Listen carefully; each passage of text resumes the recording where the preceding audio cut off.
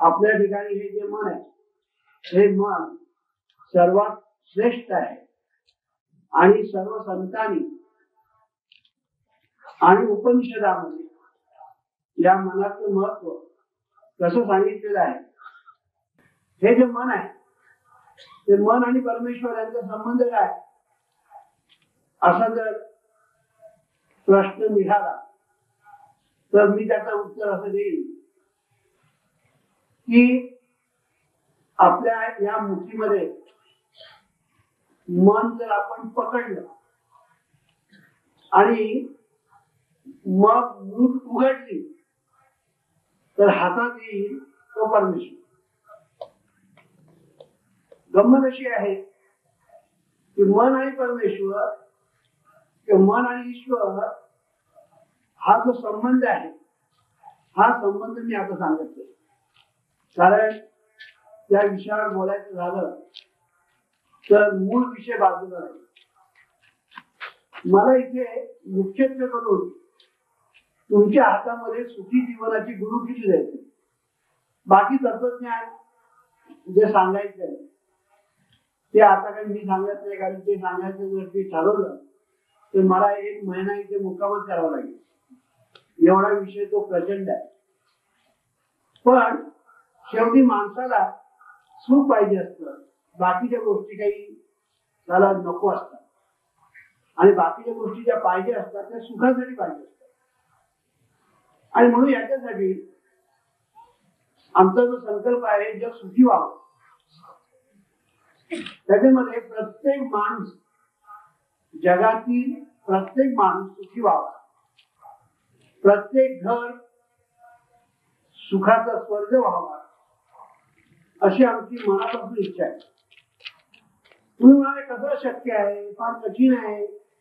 कठीण नाही फार सोपं आहे पण आपण ते थोडा प्रयत्न केला म्हणून जीवन विचार असं सांगते की प्रयत्नाला पर्याय नाही. जीवन विचाराचा एक सिद्धांत आहे देवासकट सर्व काही प्राप्त करून देण्याचे सामर्थ्य प्रयत्नात आहे. म्हणून प्रयत्न हे रत्न देवापेक्षा श्रेष्ठ असं जीवन विचार सांगतो. प्रयत्नाला पर्याय नाही आणि म्हणून आपण थोडा तरी प्रयत्न केला पाहिजे. म्हणून मी नेहमी सांगतो की जीवन विद्येची जी शिकवण आहे ती तुम्हाला 100% जरी आचरणात आणता आली नाही तरी चालेल पण निदान 10% जरी तुम्ही आचरणामध्ये जर आणली तर तुम्ही निश्चित सुखी व्हा. 10% जरी तुम्ही आचरणात आणली निश्चित सुखी व्हा. सुखी होण्यासाठी फार लागत नाही. आम्ही जे काही तुम्हाला सांगणार आहोत करायला आम्ही जे काही शिकविणार आहोत करायला त्यासाठी एक पैसा सुद्धा खर्च नाही.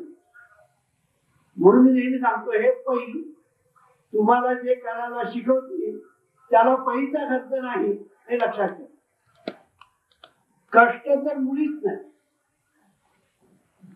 खर्च नाही कष्ट नाही. बरं तुमचा अमूल्य वेळ खर्च करा असंही नाही आणि असं असून सुद्धा तुम्ही सुखी व्हाल याची गॅरंटी मी देतो. अशी गॅरंटी कोणी देत नाही. जगातला कुठलाही डॉक्टर तुम्ही निश्चित बरा व्हाल असं सांगत नाही. तो सांगेल मी औषध देईन बाकीचं उपकर राहा. कुठलाही वकील गॅरंटी देत नाही की तुम्हाला मी निश्चित तुमच्या बाजूने निकाल देईन मिळवून देईन. मला सांगायचा मुद्दा असा जीवन विषयी गॅरंटी की तुम्ही निश्चित सुखी व्हा. मी जे तुम्हाला सांगणार आहे करायला ते फार सोपं आहे पण त्याच्यासाठी त्याच्या पाठीमागे जे शास्त्र आहे ते मी तुम्हाला सांगतोय. कारण शेवटी आपण सर्व मंडळी आज विज्ञान युगात आहोत आणि विज्ञान युगामध्ये आपण प्रत्येक गोष्ट बुद्धीच्या कसोटीवर घासून घेतली पाहिजे असं जीवन विचार सांगतो. कोणी काही सांगावं आणि आपण ऍक्सेप्ट करावं हे जीवनविद्येला मान्य नाही. जीवनविद्येला मान्य नाही. कोणी बुवा बाबा यावं काहीतरी सांगावं आणि आपण बावळटासारखं ते मान्य करावं हे जीवनविद्येला मान्य नाही. जीवनविद्या असं सांगते की तुम्ही तुमच्या बुद्धीच्या कसोटीवर ते घासून घ्या आणि मग ते ऍक्सेप्ट करा. मी सुद्धा जे सांगतोय ना ते तुम्ही बुद्धीच्या कसोटीवर घासून घ्या आणि मग तुम्ही ऍक्सेप्ट करा. पण ऍक्सेप्ट करताना मात्र काकू करू नका आणि काकूकडे बघू नका. सांगायचा मुद्दा असा की जीवनविद्येचं जे तत्वज्ञान आहे हे तत्वज्ञान गरिबांना वरदान आहे, श्रीमंतांना आधार आहे आणि विश्वाला उपयुक्त आहे. तुम्हाला आश्चर्य गरिबांना वरदान आहे असं आम्ही ज्याला म्हणतो ना त्यावेळेला वस्तुस्थिती अशी आहे की गरिबांना वाली कोण आहे? आपण म्हणतो गरिबांना वाली परमेश्वर. मी तुम्हाला काय म्हणतो गरिबांना वाली कोणीच नसतो. पण जीवनविद्येने गरिबांना वाली दिलेला आहे हे लक्षात ठेवा. तो वाली कोण आहे तुम्ही आता सांगणारच आहे. पण जीवनविद्या गरिबांना वरदान आहे, श्रीमंतांना आधार आहे, विश्वाला उपयुक्त आहे. अशी ही जीवनविद्या गरिबांना वरदान, श्रीमंतांना आधार, विश्वाला उपयुक्त आहे. का?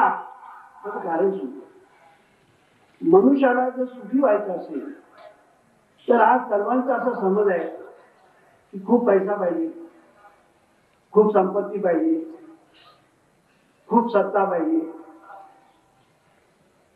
खूप खूप काहीतरी पाहिजे, हे पाहिजे ते पाहिजे ते पाहिजे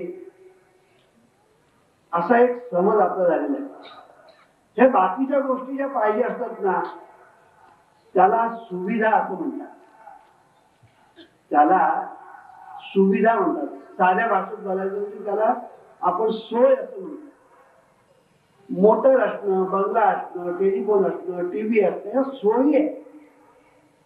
पण ह्या सुख देणाऱ्या नाही हे पहिलं लक्षात ठेवलं पाहिजे. या सोयी नको असं आम्ही म्हणत नाही, सोयी पाहिजे. पण सोयी सुख देणारे नसतात.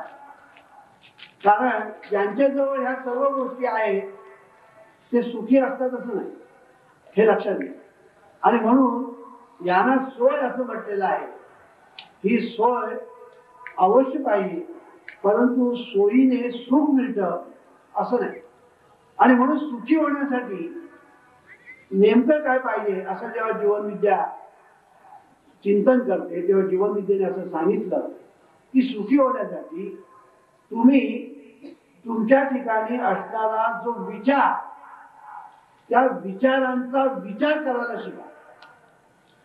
जीवनविद्या असं सांगते की तुमच्या ठिकाणी असणारा जो विचार त्या विचारांचा विचार करायला शिका. आज आपण सगळ्या गोष्टींचा विचार करतो. पैसा, संपत्ती, सत्ता, अमुक तमुक, हे पाहिजे ते पाहिजे, हे कसं पाहिजे कसं नको, सगळ्या गोष्टींचा आपण विचार करतो. पण विचारांचा विचार आपण कधी करतच नाही.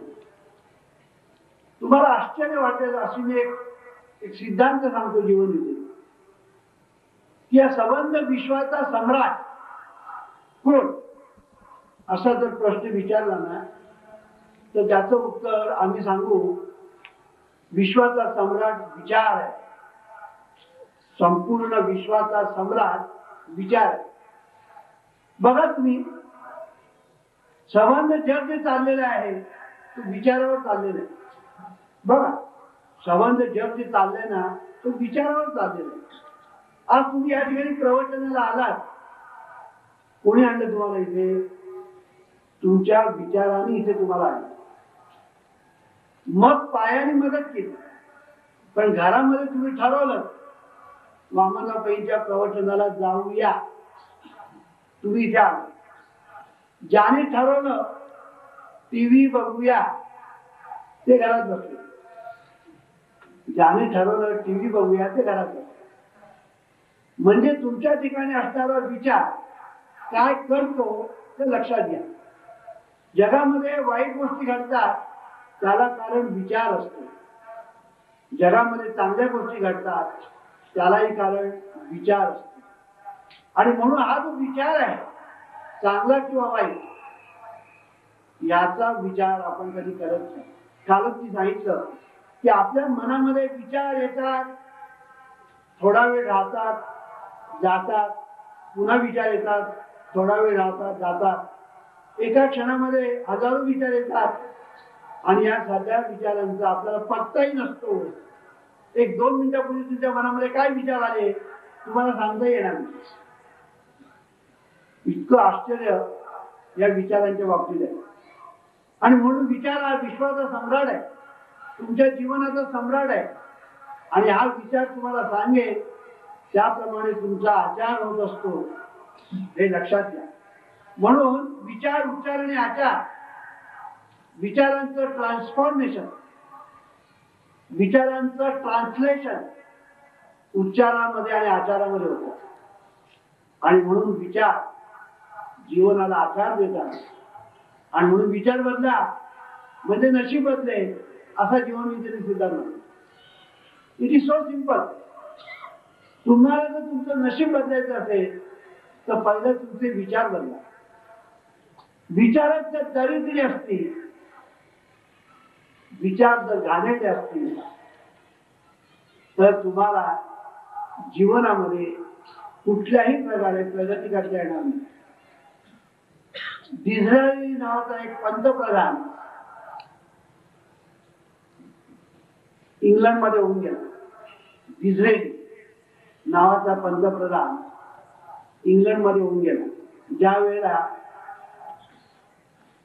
इंग्लंडची सत्ता संबंध जगावर चालत होती त्यावेळेला तो पंतप्रधान होता.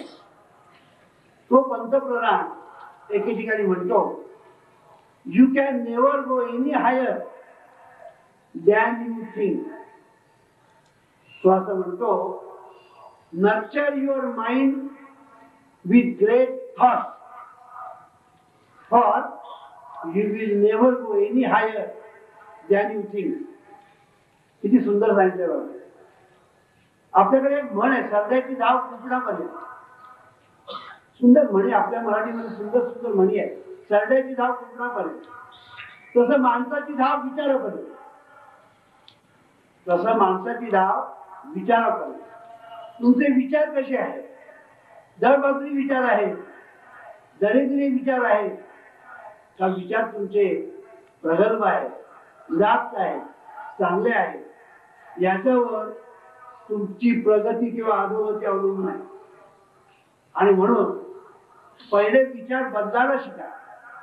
मी कालच सांगितलं, सर्व माणसं परिस्थिती बदलण्याचा प्रयत्न करतात,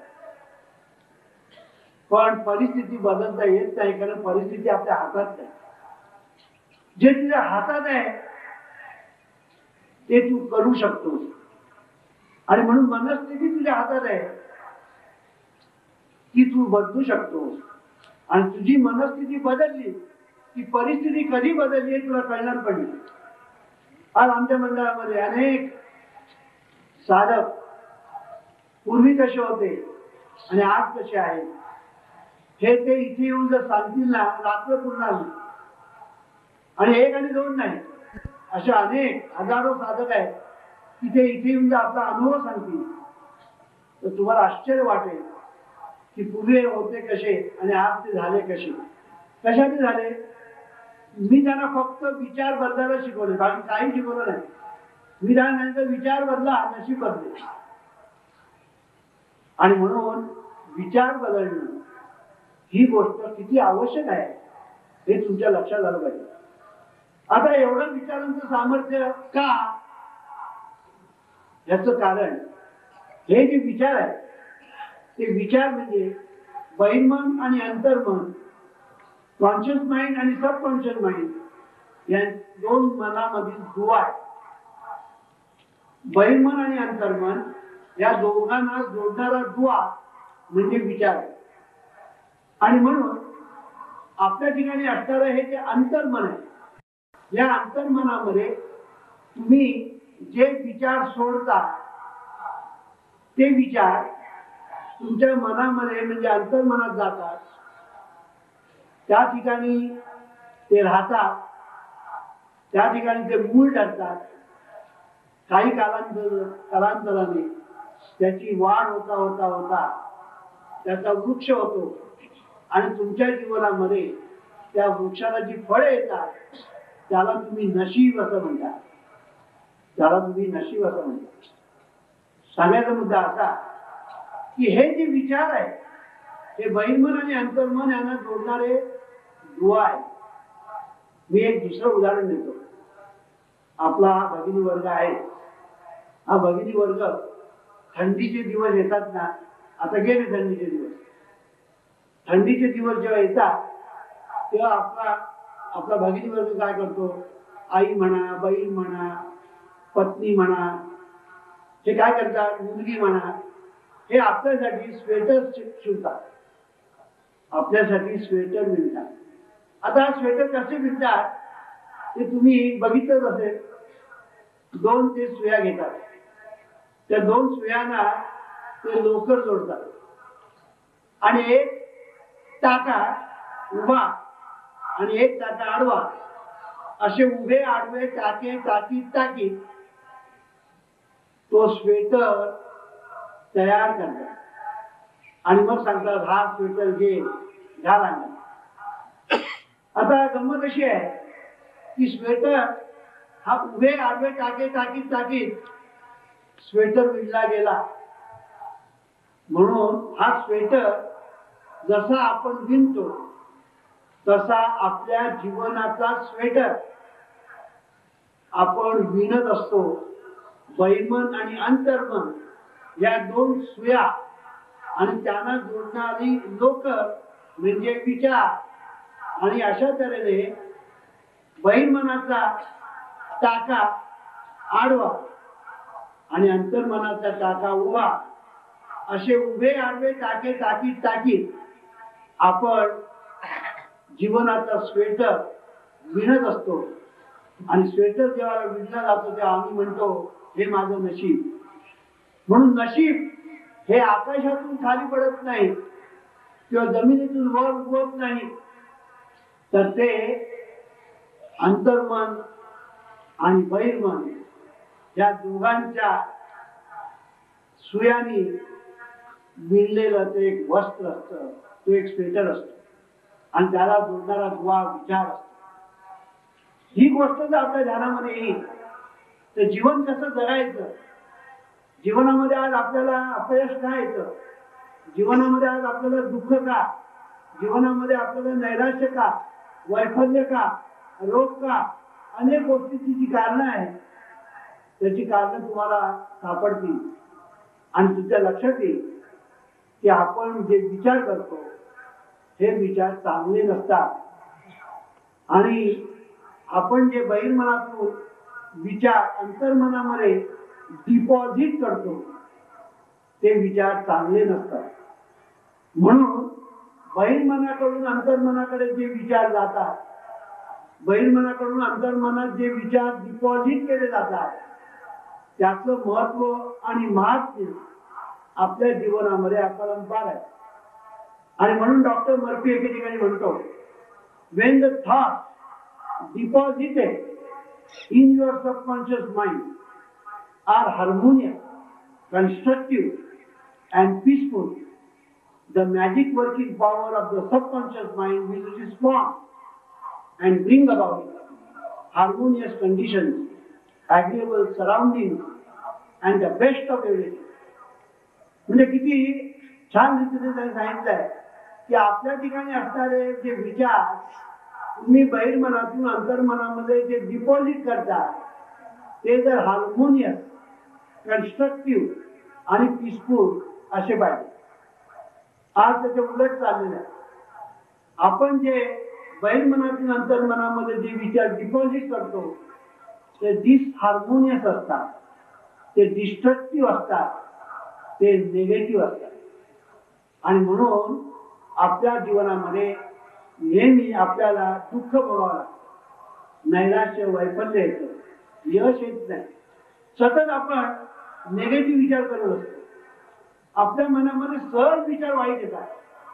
सहज चांगले विचार आपल्याला आणण्याची कोणी शिकवणच दिलेली नाही. आपले आई वडील, आपले बंधू, आपल्या भगिनी, आपली मावशी, आपली काकी, आपली चुलती, हे सगळे जे आहेत ना, ते काय बोलतात ते ऐका. ती सगळी मंडळी तुम्हाला निगेटिव्ह बोलताना दिसते. ही सर्व मंडळी निगेटिव्ह बोलताना दिसते, एकमेकांची निंदा करणारी दिसते.